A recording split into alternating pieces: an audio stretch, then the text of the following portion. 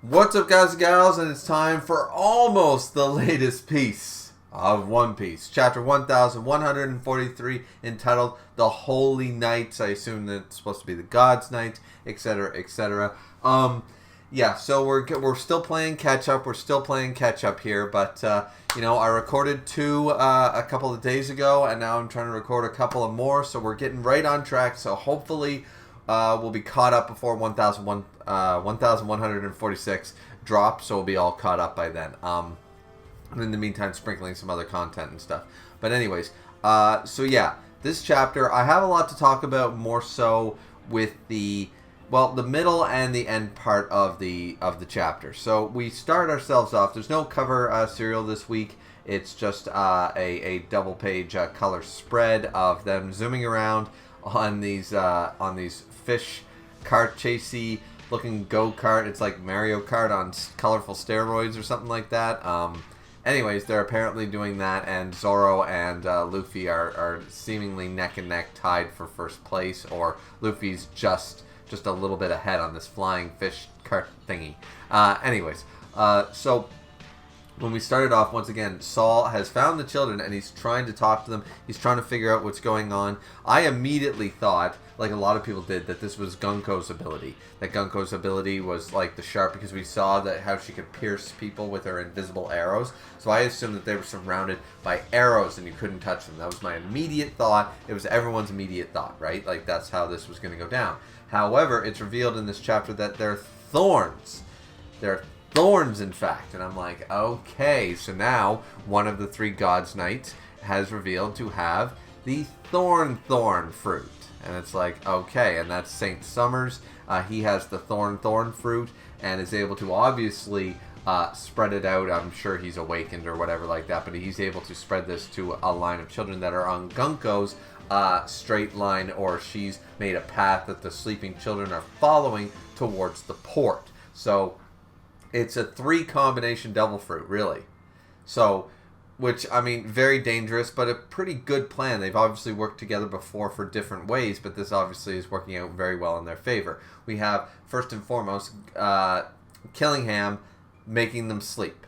Putting them all to sleep so they're not even conscious of what they're doing, and pulling, demons and nightmares from them to distract the people who are trying to save them. First and foremost. First line of defense. Second is, of course, getting them to where they want to go. Gunko's arrows leading the sleeping children regardless of their wants.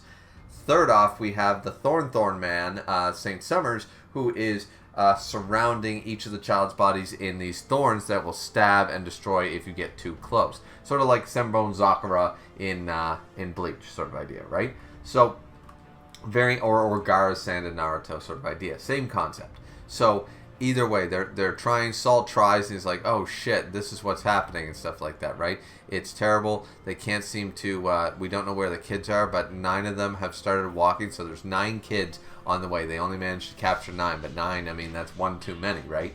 That's still 1 too many, regardless.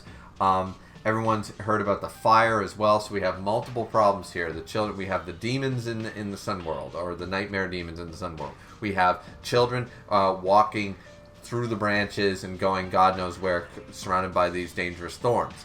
And we have a fire. The fire obviously not caused by the Gods' Knights, but by Loki. And it's like, holy shit, everything is just crazy. So Nami's like, you're all a bunch of fucking drunks. Now we gotta deal with shit. So they send in the fire brigade, who's obviously not drunk. The firefighting Shavar is on the case. Now they go forth, and probably, given anything, they might have done a pretty good job, because they seem pretty like rowdy and ready to go. And they immediately get like bitch slapped by this giant looking version of Brook, or something from Skyrim, but it's obviously, a Draug. Like that's what they're afraid of, right? That was one of the things they brought up last chapter. And so Dory and Jarl and everyone's like, what the hell is going on here? So then we jump into, and there's a lot of information here. There's a lot that we can unpack. We have Saint Summers, the Thorn Man, of course, talking about, like, you see how they're stabbed by the giants. Like, he revels in this. He is a bastard. He is one of the guys that you immediately put on the chopping block for execution. He is like Charlos. He is reveling and delighting in the suffering. he actually says, I'm just going to paraphrase here, that it's such an, like, beautiful almost way to go by, the torture, the humiliation, while if the kids even wake up, they're surrounded by thorns. You know, they've been hugged by their mommies and daddies their whole life, and now they can't even touch them because trying to hug them and touch them and keep them safe is now killing them and hurting them. And if the children wake up, they will see the agony in their beloved mommy and daddy's eyes and what they've done. It's beautiful, and it's like, you need to die.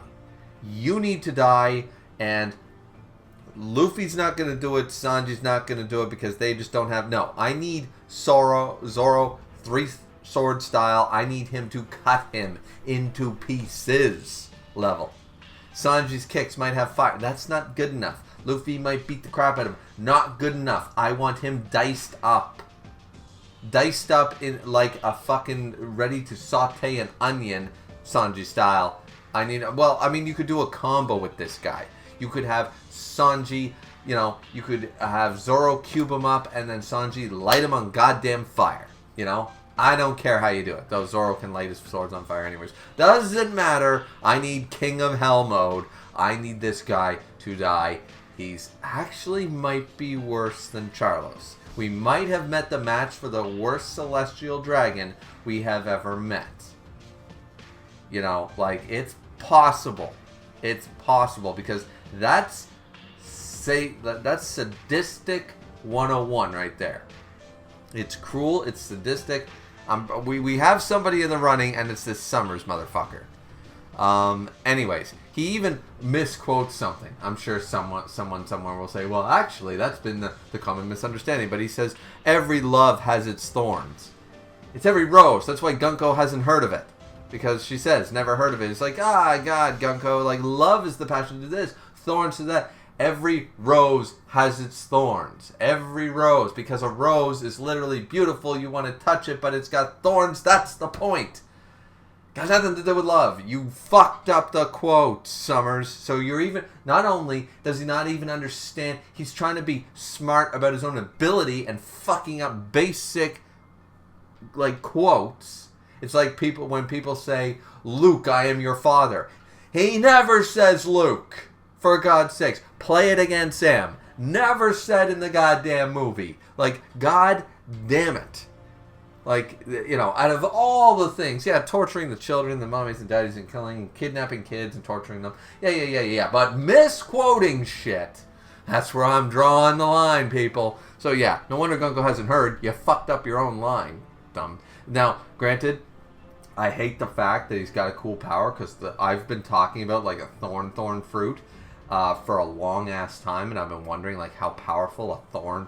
You could make a thorn shield. If you were inventive and creative like Luffy or Katakuri, somebody like that, and you really worked at this fruit, the thorn fruit could be so dangerous. And we're seeing that. We're absolutely seeing that once again. The Conqueror's Haki can bypass this shit, so it doesn't matter. And I really doubt this motherfucker has Conqueror's Haki. So, not going to be a problem for some of our main characters to take this guy down to shreds. Quite literally. It would be better if they somehow inversed his own thorns against him or something. That's what I need. I need the inverse no mi, so the thorns actually turn on him and stab him. That would be poetic justice, people. Fuck this guy. Anyways, Killingham's there, so we explained the whole plan that I've already talked about. Killingham's there, revealing that he's, when he puts people to sleep sort of idea and they're dreaming about something, he can pull that into reality, and it physically is manifested there. A lot of people have already brought this up because it's been a couple of weeks, Tekken King, all these guys, and it's okay, so if he thought of Yoru, or if he thought of literally, Shanks, could he pull them out? How does that work? There must be limitations to a degree. You know what I mean? But we don't know what those limitations quite are yet. So it's that's worrisome. Because it obviously wouldn't be the true Yoru. But could he pull out a supreme grade level weapon if someone just dreamed about it? If as I think this was Tekken's example, Zoro has clashed with it. He knows how powerful it is. So his perception, his dream version of this, because, for example, the true Loki did not appear and is probably far weaker than the real Loki. And same with Nika, appeared from the children's dreams, but it's only their perception of what Nika and Loki's power and what they can understand. But, like, Zoro fully contemplates the power of Yoru and Mihawk. So if he dreamed about it and you pulled that out, it obviously wouldn't steal Yoru, but would that sword be supreme grade level right then and there? Because Zoro would contemplate and understands that. So it's like, Jesus Christ, you know what I mean? Like, that's insanity. That's crazy. So we still need to learn the limitations of this. Saint Killingham has the dragon fruit, another mythical type of the dragon fruit, the Kirin, which is a dream style one. Whatever. Okay, we know he's got the dream. He's a dragon, but he's got the dream powers. Okay, so we figured that out, right? Now this is where the line is continuing, but it's heading towards the fire, which is a bit of an issue. The kids are walking straight towards the fire, and they have no way of stopping them. A, they're asleep. I don't know if they could resist Gunko's line if they weren't asleep anyways. Plus, they can't stop them physically because of the Thorn powers. We jump back over to Loki and stuff like that, and he's there. Obviously, like he's like surrounded by this lightning and stuff, so obviously he's got either the hammer's got a thunder power or a lightning power, I should say, or Loki's devil fruit is related to lightning in some regard, because he's surrounded by this, and when they say to stop him, because he's like, I will, my next attack, I won't hold back. I'm going to do this, you know what I mean? And stuff like that. You choose death. Let's go. So Hiruden immediately gives up. But that's where Zoro immediately says, he's like, all right, fine. We can't risk the children. Hiruden makes the decision. Loki thinks he's won. And Zoro immediately says, Hiruden, wait a minute. And he's like, wait, what, Zoro? And Luffy says, the deal was I've got to stop him if he goes berserk. That was the deal, and that's what he made the deal with Scopper, not knowing him Scopper, and Hiruden is like, wait, he'll electrocute you if you get too close, and it's like, well, Luffy, for one thing, has all the hockey in the world to back this up now. Plus, if he wasn't hurt by the 10 million volts, which once again, rubber would be destroyed, absolutely atomized with less than 1 million volts. So, rubber, once again, everything in the world, every element, I hate to keep bringing this up, but as an electrician, every element in the world, there's no such thing as a non-conductor. There's just really shitty conductors. Everything in this world can be conducted if you push enough electricity through it.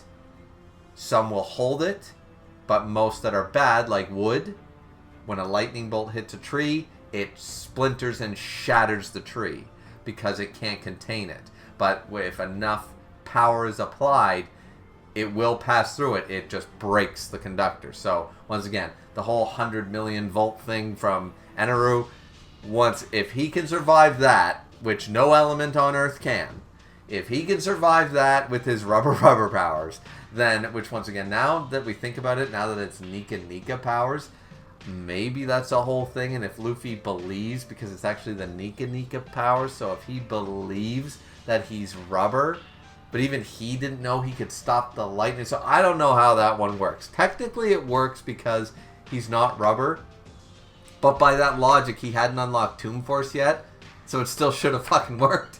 I don't know, but either way, I doubt mythical Ragnar powers are going to affect him anyways, but Hiruden obviously couldn't know that. He's going to go forth, but Zoro knows what's going down, because he says, go easy on him, Luffy, like, if we want him alive. And so he immediately just goes, arm balloon, poof, like, no hockey by the looks of it, like, nothing. And it's just like, crash, and Loki just crashes to the ground, and Zoro reveals that he was probably, he was playing a bluff, like he was using that to try to get out of the situation, then he was going to go lay down and try to recuperate on his own, now that he was freed, but he was already at death's door, so, is what it is there. Now, this is where Hiruden is like, okay, well, the situation aside, blah, blah, blah, and Luffy's like, yeah, no, we got to heal him up and stuff, because I promised, yada, yada, yada, and they want to move him out of here, but it's like everyone's going to call for his execution, that we can't do that. Hyrudin is remembering the fact that his father actually told both him and Loki to get along. Like, I love you both. You're both my sons. I want you to work together for the greatness of this kingdom, for the greatness of Elbath. And Loki does seem to have been a dick. He's got, a Kanabo there. He beats down on Hyrudin, and he's just like, your mother has filthy... It's a Frieza thing all over again. You filthy monkey with your filthy blood. He's Voldemort. He's all Voldemort about this shit, right? Sorry, he who must not be... Fuck that. Tom Riddle. Doesn't even deserve, Yeah, that's right. I'm gonna dead name Voldemort. Fucking sue me. Tom Riddle. So, yeah, he's going all Tom Riddle about this, the pureness of blood, the Lucius Malfoy about this, Harry Potter style. He's like, you have filthy blood. You're not worthy. Your mother's blood is in your veins. Your mother was filthy, and you're filthy, and everybody's filthy. Mud blood and all that shit. Right? So Loki's pulling that stunt. Hyrudin pulls out his fucking axe, and he's like, I'm gonna fucking take this motherfucker. I'm taking his head right fucking now. You know what I mean? And everyone's like, whoa, Hyrudin. They see this. They didn't leave him alone. They're like, holy shit, Hyrudin. No, don't do this. And he's just like, I'll never forgive him for what he did. He insulted my mother. And he killed my father. And we can assume that his mother probably died or was killed or something like that. So this is even worse in a sense. I don't know if it's mentioned that the giant, the first giant that was impure, where are the mothers? I don't remember that being said. I might have missed that. But, Loki's obviously actually awake and says, go on then, you sad little berserker. And he's like, wait, you're awake? And he's like, and here's the funny thing about this. So we'll talk about because this is the end of the chapter, and he says, take a look around us and stuff. He goes, instead of indulging in your petty personal drama, they all say I went and killed our father with pure murder in my heart. But you don't believe that, do you? He's actually putting it on Hyrudin. He's like, they say I murdered our father. You know that's not true. And Hyrudin is like, wait, what? Sort of idea. And it's like, well, okay. So Hyrudin obviously has doubts about how that went down. My curious thing about this, because this has been the theory since Loki was introduced in the whole he killed his father. Everyone said, what if he didn't? Dun, dun, dun. So this is not unsurprising. The surprising thing is, what is it about the forest? Because he said, take a look at the woods around us. That's when he says it. He goes, instead of chopping my head off, why don't you take a look at the woods around us? And you don't believe that I killed our father. That's when he says it. What is it about the woods? What is it about pure murder in his heart? What is it about the underworld of Elbath that's obviously proving something false? Does the environment change? Does it not snow? Do the animals die? Do the trees wither? Should it look like this or not? He's looking around the forest. All I can say is it looks like Canada in the winter. There's mountains, there's snow, there's animals thriving. Not anymore, but there's a bunch of pine trees and shit. Looks like my backyard 3 months ago. So I'm curious, except for the mountains, which kind of sucks, but it is what it is. I got the ocean versus mountains, and it is what it is. There's something about the woods. So, is that telling? Elbath is alive in the sense, nature's alive enough to, or the Atom Tree or whatever, if he was truly evil, would it not be snowing? Would it be wasteland? Would it look like Lion King when Scar took over? Is that how it's supposed to look? If he was truly the murderer? Or something. Is there something about Elbath's underworld? I'm curious about that one line. Take a look around us at the woods, at the forest.